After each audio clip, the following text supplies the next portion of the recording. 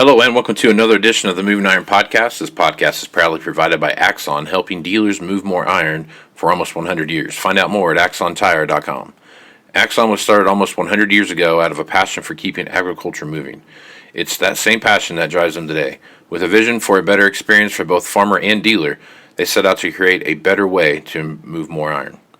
When you partner with Axon, you get immediate access to a full range of products and solutions designed to meet the complex needs of today's grower. Axon carries all major brands and sizes of tires, wheels, and tracks.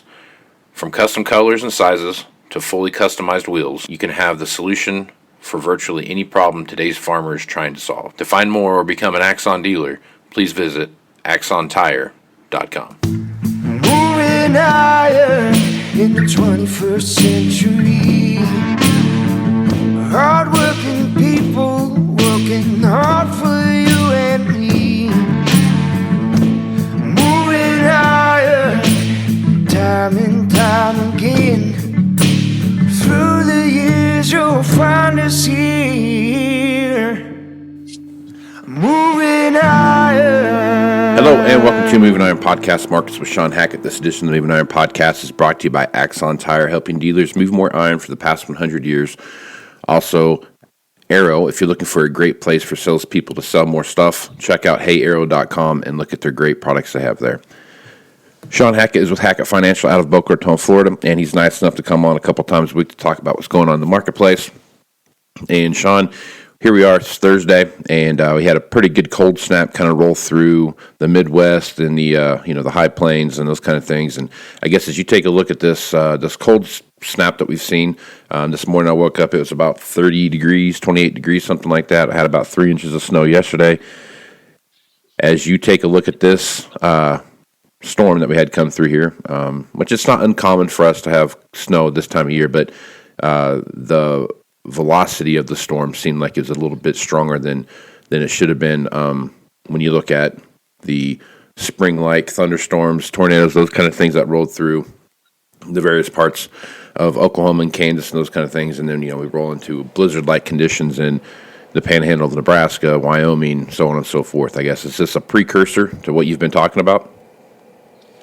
It is. It's part of the amplified jet stream that we've been talking about, that you get these kinds of rapidly changing weather systems and rapidly changing conditions really within a 24-hour period. It's the leading edge of this. And the one thing we're starting to see show up is something that we've talked about before. It's called a stratospheric warming event. We talked about it in our podcast earlier this week. And that's when the stratosphere over the Arctic warms, and that warm air or high pressure system, if it is able to connect with the lower air mass, and it has the potential to weaken the polar vortex and then destabilize it. And that's how you get your polar vortex kind of weather patterns. And so if you remember last year, we detected one of these events in late December, early January, and then we projected we might see a polar vortex in the first half of February, as you know. Right. So if we're correct that we established a stratospheric warming event by the end of the month, which it looks like we will, that would project the potential for a polar vortex event within 30 days. So it's setting up, Casey, that November could start winter early with a bang, kind of like we've been projecting. And so we're starting to see the atmosphere kind of give us the telltale signs that we could be looking for an explosive start to the winter here in November. So we're going to keep an eye on that. And if it kind of really continues to verify and confirm it, I think we'll look back and see that this cold weather blizzard kind of a situation out west was the early signs that was coming. So. Well, that's good news, Shawn. I guess as you take. But I think the warm weather is coming next July. Oh, well, there you go. It all comes out in the wash, right? All right. So let's take a look at that. Okay, so we've talked about the natural gas situation, the propane situation, those kind of things. If you have a catalyst event like this that just kind of brings this immediate cold snap in, especially talking about a polar vortex where you're talking some really cold temperatures, really, a large amount of snow, those kind of things. What kind of situation do you think that's going to put us in this early in the winter? Well, it's not even winter yet. This early cold snap. I mean, what's that going to do to what we already have as a very fledgling supply of natural gas out there? Well, if you look where natural gas supplies are right now versus where they were a year ago or where they were 2 years ago, I mean, we are, I think something like 20% or 15 to 20% below what we were last year. So if we start the winter, Casey, a month earlier with these kind of cold temperatures, that means we get an extra month of drawdown that we would normally expect to see. And then you get into December and January, you get into a persistent cold pattern. It means we're going to run out of natural gas, meaning that there's just not going to be enough supply to handle unless people keep their homes at 52 degrees or 62 degrees instead of 70. There's going to have to be some demand rationing going on here. Remember, in Europe and in Asia, they're averaging $30 to $35 for U.S. equivalent natural gas. So our 5.5 is a steal compared to what they're looking at. Although for us, it's we're some of the highest prices we've seen in quite a long time. So I guess what I'm getting at, I don't think current prices are going to ration demand, which means we have to really move this market up a lot more in order to get people to make changes in their behavior so we don't run out. I mean, obviously we can't run out. So it's going to be a wild situation, and I think the market has to do it.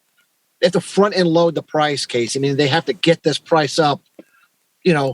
You can't wait until we run out in March. You have to say, all right, we could run out, so let's goose these prices and into December and make sure that we make people change their mind about what they want to do. The other thing, though, and we worry about this. Remember, in Texas, a lot of the wellheads froze, and the natural gas production stopped because they didn't winterize the wellheads to handle temperatures that were that cold. I am not aware that they actually made any major changes to that policy.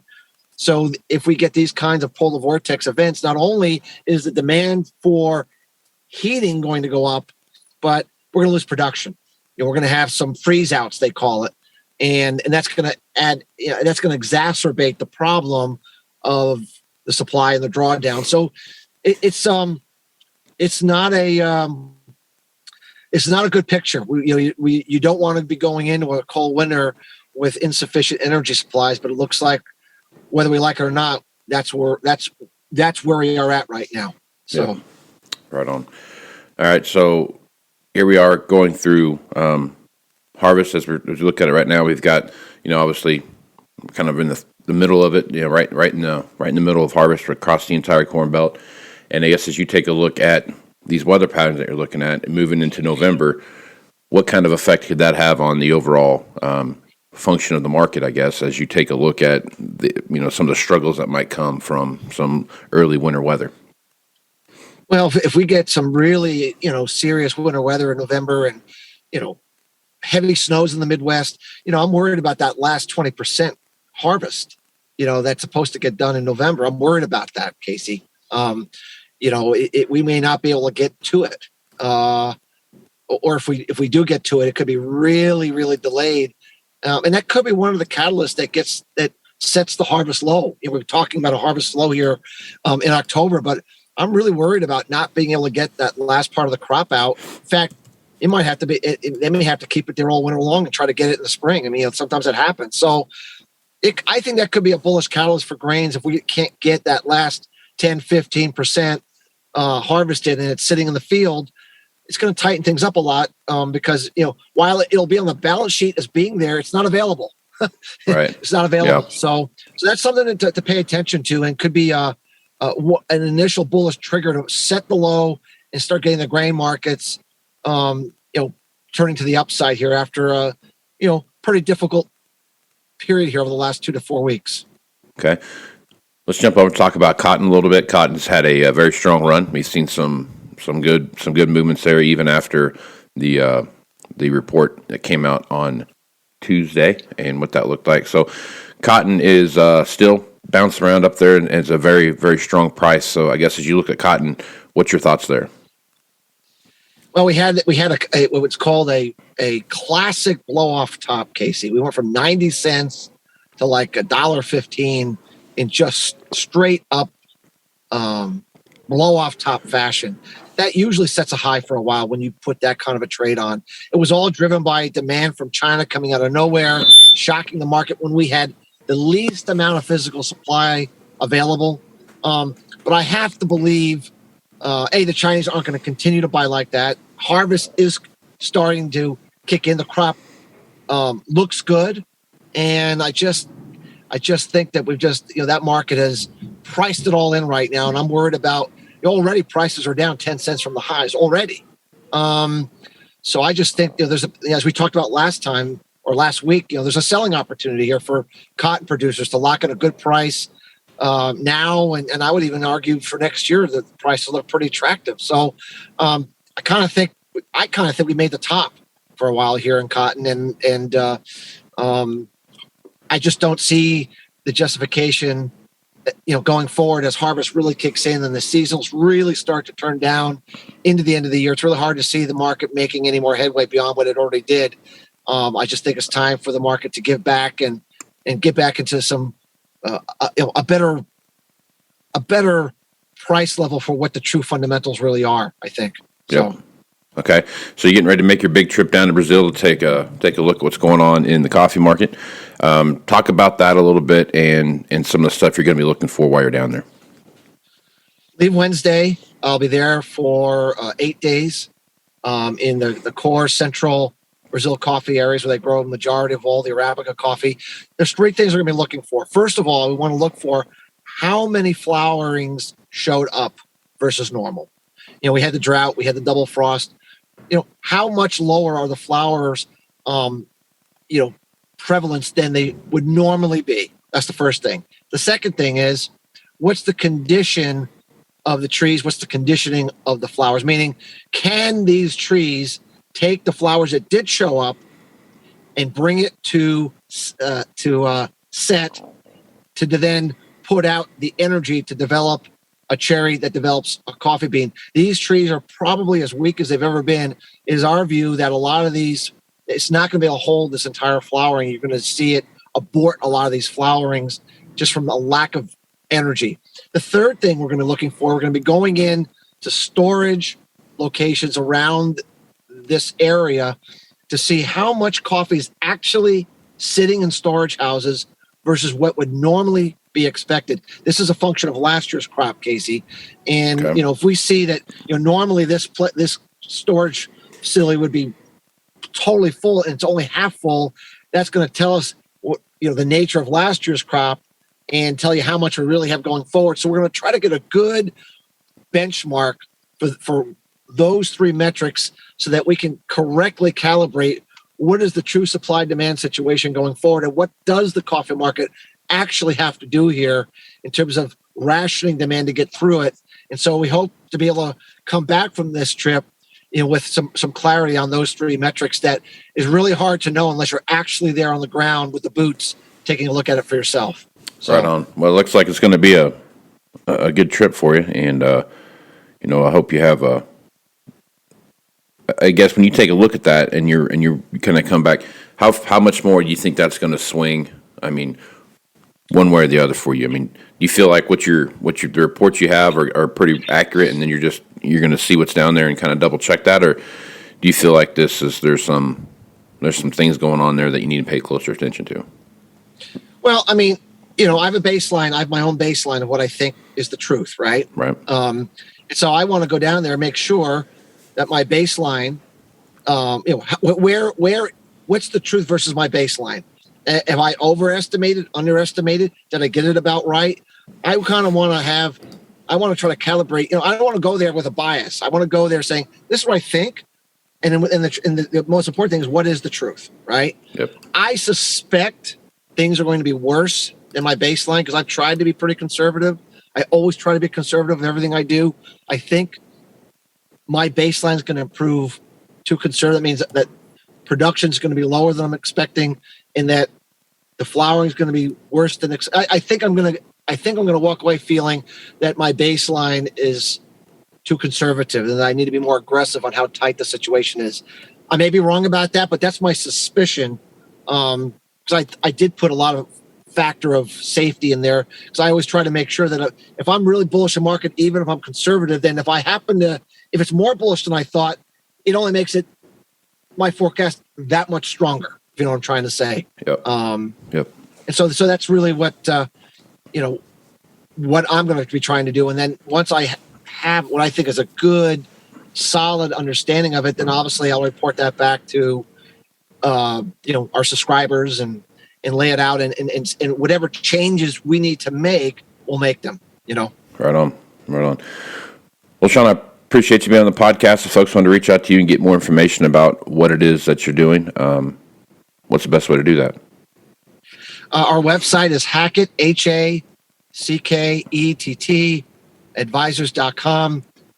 Lots and lots of different interviews and download papers and things to look at to see if how we look at things and how we do things might be of value to your listeners. Right on. And Shawn, make sure you guys go and check out that website. I'm sure Shawn will be updating with what he's finding down in Brazil on the websites, as well as he'll be putting out some reports and those kind of things. So make sure you go to his website and subscribe to what you got there. So Shawn, safe travels, man, and thanks for being on the podcast. Thanks, Casey. I look forward to it. And what we're going to try to do is put it on LinkedIn and on Twitter. We'll try to put some posts along the way, so we kind of at least give somebody give everyone a little bit play-by-play of what we're seeing. Right on. Good deal. Well, I am Casey Seymour with Moving Iron Podcast. Make sure you check me out on Facebook, Twitter, and Instagram. That's where you're going to find the latest editions of the Moving Iron Podcast. Also, go over to the Moving Iron Podcast YouTube channel and subscribe and like over there. You can see I post the videos that we do here on the podcast with Shawn and I, and some various other stuff over there as well. So check that out. Also, go to your favorite podcasting platform and give me 5 stars. That way, it moves me up in the rankings there. More people can see what's going on there. So if you like what you see here, go go to those podcasting places and give me a review. I would greatly appreciate that. So with that, I'm Casey Seymour with Shawn Hackett. Let's go move some iron, folks. Out. You want to have a meaningful competitive advantage to help sell more equipment. Whether you represent the sales, parts, or management department of an implement dealership, there's a surprising amount of complexity when it comes to tire, wheel, and track technology. Let Axon worry about that so you can get back to supporting your customers. Axon has leveraged years of experience to create a streamlined process that gives you a proven path to help today's grower and sell more equipment. The roots of their organization go back almost 100 years to the invention of the rubber tractor tire. Supporting agriculture is the number one driver of Axon, from product development through sales and service. To find more or become an Axon dealer, head over to axontire.com. Moving iron in the 21st century. Hard-working people working hard for you and me. Moving higher, time and time again. Through the years you'll find us here. Moving higher.